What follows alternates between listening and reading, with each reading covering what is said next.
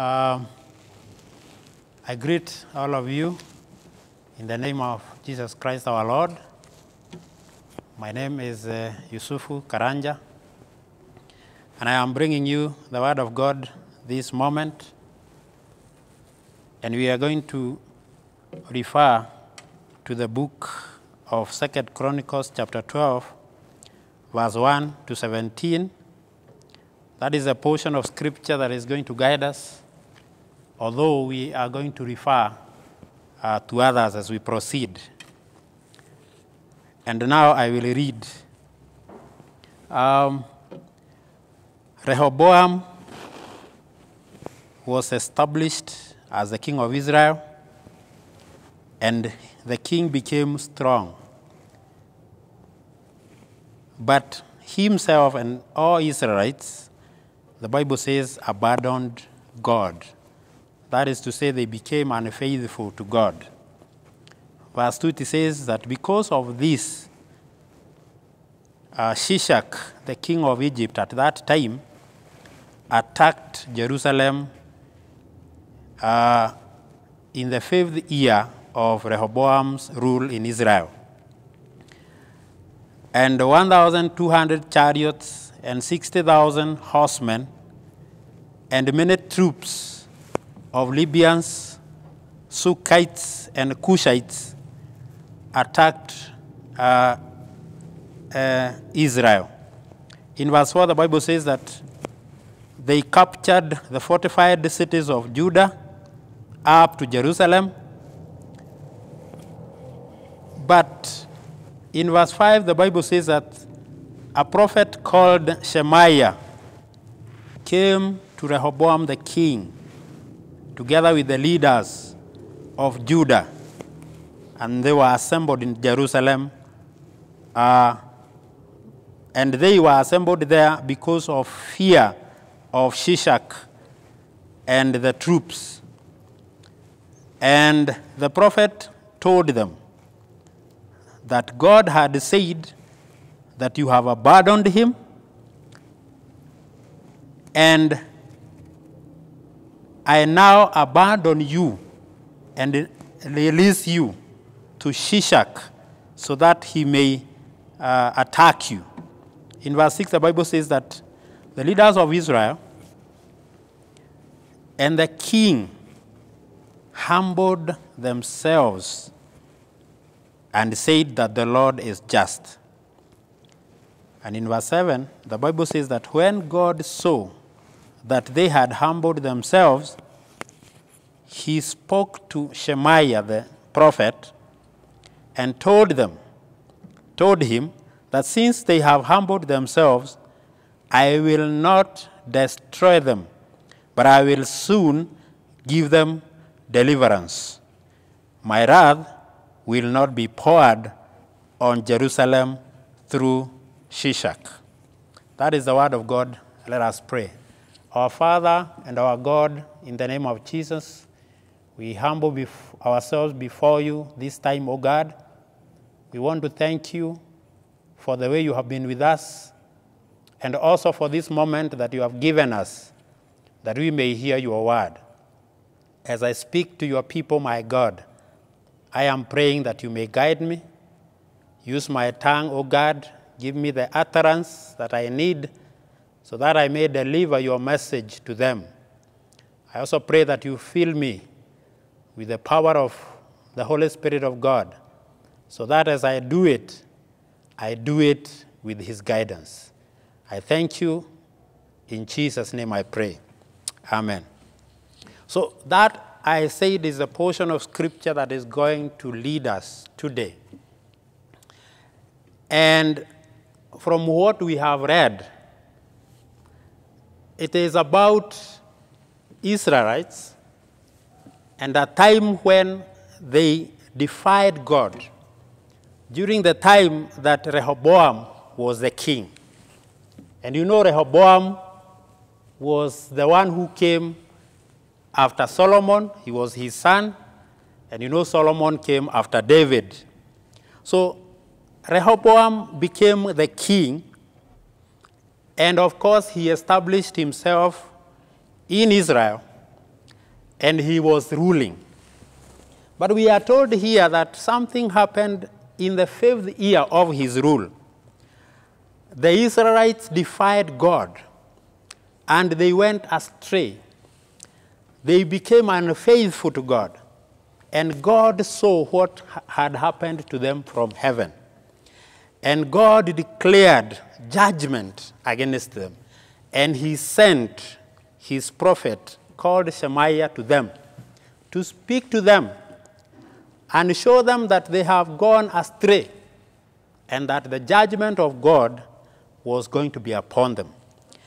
And you know that God sent, or rather, Shishak, who was the king of Egypt at that time, is the one who attacked Israelites. You know, his men, his chariots, his horsemen are the ones that came to Israel, and they attacked Israel. But God sent his, prophet to speak to them and tell them that the attack that is happening to you now is as a result of your unfaithfulness to God. And when the king and the elders heard this, the Bible says they humbled themselves before God. The message that we are talking about today is humble yourself before God. And this portion of Scripture can be related to other portions of Scripture in the Bible. Before this part of Scripture in the book of 2 Chronicles chapter 12, if you go backwards to 2 Chronicles chapter 7, verse 13 and 14, and we have been looking at this portion of Scripture many times, this is where God also spoke.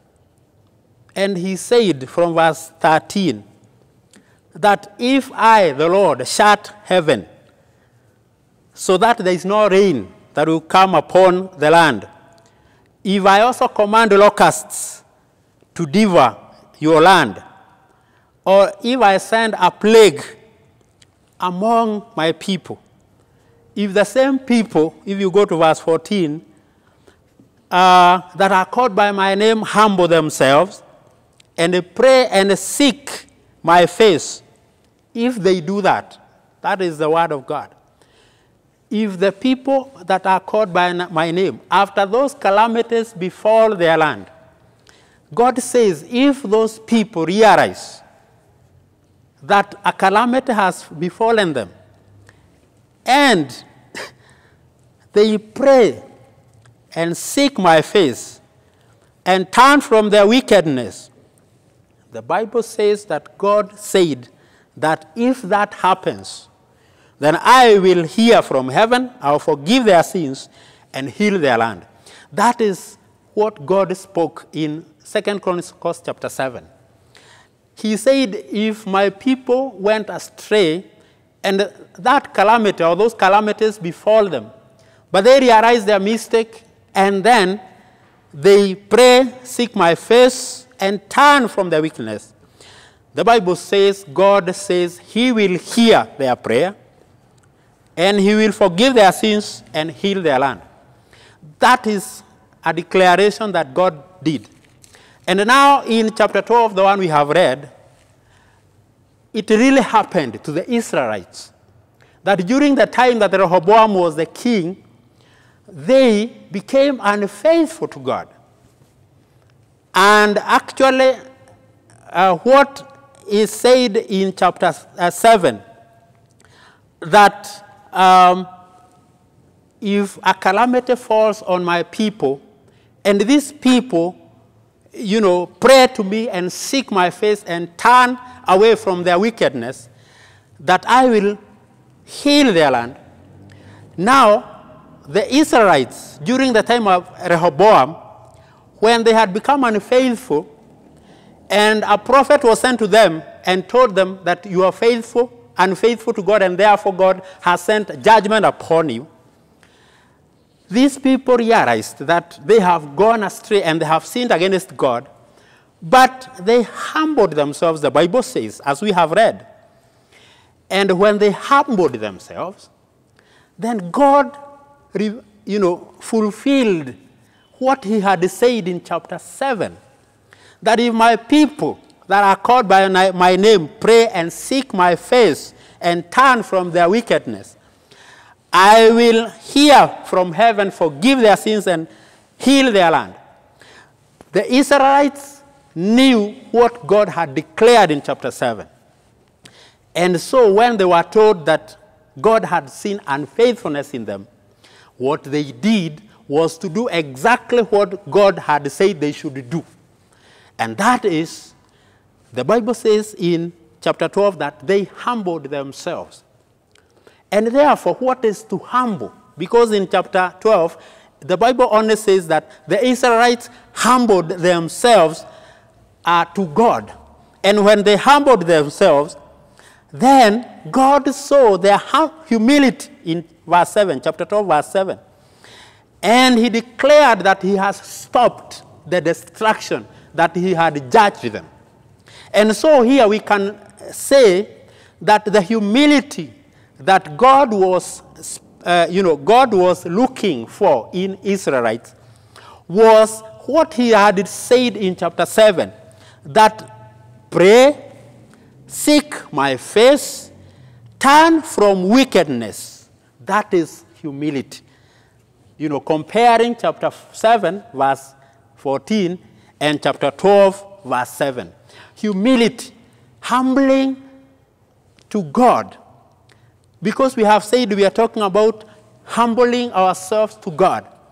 Humbling ourselves to God is realizing that we have gone astray. Praying to God, seeking his face, and turning ourselves away from wickedness. The Lord has, said that when we do that, he will hear from heaven and he will forgive our sins and heal our land. And now, we know very well that we are living at a time when calamities have befallen our country, Kenya. And it is not only in Kenya, it is the world over.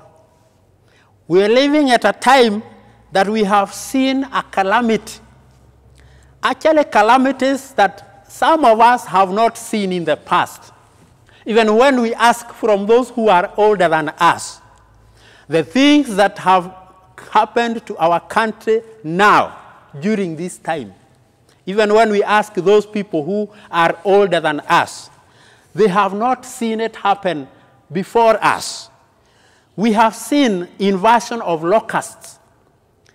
We have seen a plague that we are calling COVID-19. These are calamities that have befallen our country. And things have gone wrong. The country is at standstill. People are worried. They do not know what is going to happen. Jobs have collapsed. Businesses have been closed. People are staying in their homes. They are not going to work to get their daily bread because of the calamity of COVID-19. And now, here we are. What are we going to do about it? We are at the middle of, that calamity. Even the invasion of locusts, it is still ongoing in our country. Locusts are moving from place to place. And, wherever they go, they eat food in the gardens. So that, those places now will have hunger. So, calamities have befallen our country today. Just like, there have been calamities in the past, like we have read in 2 Chronicles, chapter 7. And I want to tell you that the position we are in today as Kenyans is the position that the Israelites were in during that time of the rule of Rehoboam. These people a calamity befell them. There was destruction in their country. You know, the king of Egypt carried his troops to Israel, and Israelites were attacked. The king and the elders were worried. They did not know what to do. But God sent his prophet to speak to them and tell them that they have gone astray and they have sinned against God. And when they realized that, they remembered what God had spoken about in chapter 7, about prayer, you know, seeking God's face and stopping the wickedness. They remembered it and they did it. And that is what they did. They humbled themselves before God. And now, Kenyans and my countrymen, we are in such a calamity. Perhaps the calamity we are in is more, dangerous, perhaps, than the one that the Israelites were in during that time of Rehoboam the king. And what are we going to do? We have received messages from the prophets of God. God has not kept quiet on us, brethren. He has spoken to us through his, servants. The same way God spoke to Israelites through prophet Shemaiah. God has also spoken to us through his servants. And God has told us that we should repent. We repent our own sins as Kenyans, all of us, ordinary people, and even the leaders, all of us. God has sent a message that we should repent our sins. And when we repent our sins, we will have humbled ourselves before God. That will be an act of humility to God. And if we do that, then God is faithful. That when we do that with seriousness and with truthfulness, God is very faithful. And he is going to hear us. And he is going to heal our land. He is going to remove the calamities that have befallen our land. The calamity of locusts. The calamity of the COVID-19. I am telling you for a fact that the Lord that was there during that time of the Israelites of old, the Lord is the same. The Bible says he is the same today as he was yesterday and as he is going to be even in the coming days. So, brethren and friends, we have nothing else to do than to pray to God and repent our sins and repent the sins of the rest of the countrymen. And these are the messages that God has sent to us as a church. And when we do this, God is going to hear us. Let us finish by saying this, that admitting and repenting sins brings spiritual refreshment and rejuvenation. That is to say, if we become remorseful, if we accept that God has seen our sin as Kenyans, if we accept it and we go to him with humility by prayer and we admit our sin, the Bible says, and this is from the book of Proverbs chapter 28 verse 13, that whoever conceals his sin does not prosper, but whoever denounces sin finds mercy.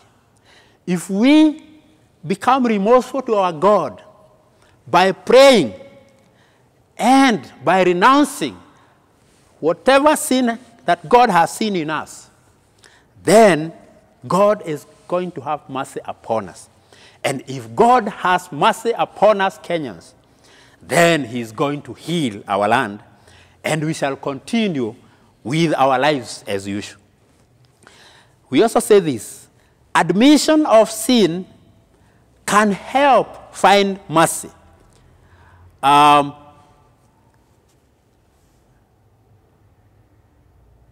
Yes, that is what we have said. If we admit and repent sin, that is the second thing we are saying, it can bring refreshment to us. We can feel refreshed in our spirit if we admit our sin and repent before God. And because God is faithful and is going to, forgive us, that act is going to give us refreshment and is going to edify our spirits, is going to actually rejuvenate us so that we will be stronger Christians than we have been in the past. If you read the book of Acts, chapter 3, verse 19, that is what the Bible says. Also, as we end, let us say this, that God's forgiveness shows his love and the willingness to purify us. God, forgives sin. And when your sins have been forgiven, then I want to assure you that you will be happy, you will enjoy the love of God, and your spirit will be purified. And as we finish, we say this. What are we then going to do as Christians? I don't know what you, as my fellow Christian, you are doing. I don't know whether you are just seated down without knowing what to do. I want to tell you this, that the only thing we ought to do now as Christians is to pray. Real prayer. We must pray mightily, because this is the only act that is going to help us.